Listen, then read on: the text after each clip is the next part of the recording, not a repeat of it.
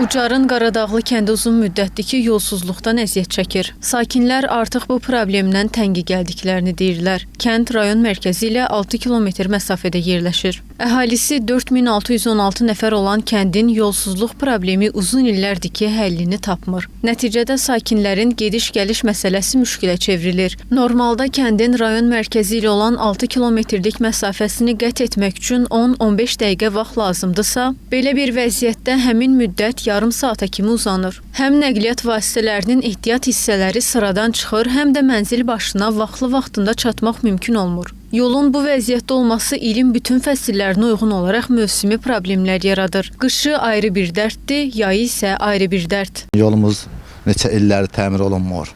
Bizə lazımdır ki, bizim yolumuz təmir olunsun.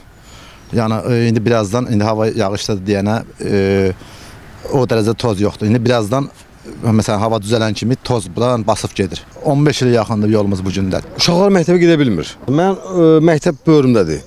Başqa uşaqlar var ki, məsələn 2 kilometr yol gəlirlər. Gələ bilmirlər. Mən taksi şoförüyəm. Kimə deyirəm ki, qardaş, Bakıdan bizim Qaradağlara girmirlər, heç kim girmir. Deyir ki, yol pis gündədir.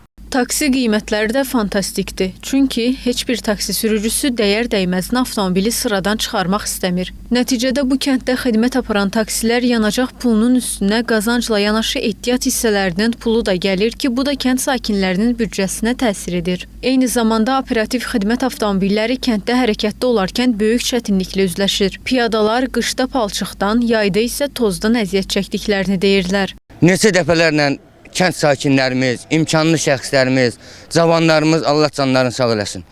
Topalaşıblar, imkan eləyiblər. O çala-çökür yolları, məsəl şeybəni alıblar, qrabil alıblar, nəsə bərpa eləyiblər. Amma onunla düz gələn bir iş deyil. Nə lazımdır? Çox xahiş edirəm. Bizim bu yolumuz, bax, yayda tozdur, neçə vaxtı tozdur. Uşaqlar məktəbə gedib gələ bilmir. Cavanımız var, qocamız var, uşağımız var. İndi bir gün sabah yağış yağacaq. Məsəl üçün nəsə bir problem ol.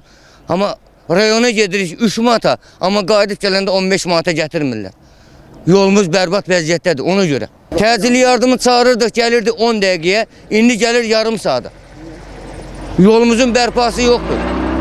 Yolumuzun tarazlığı yoxdur, düzgünlüyü yoxdur. Yanğın olanda evdir, yanıb sönəndən sonra pajarını gəlib satır. Məsələ ilə bağlı Çiyini kəndinin bələdiyyə nümayəndəsi Hümmət Məmmədov bildirdi ki, aidiyyatı qurumlar tərəfindən sözü gedən yola baxış keçirilib və bu il təmiri nəzərdə tutulub. Zahid Abışov, Devran Əskərov, Nuray Qədirli, APA TV.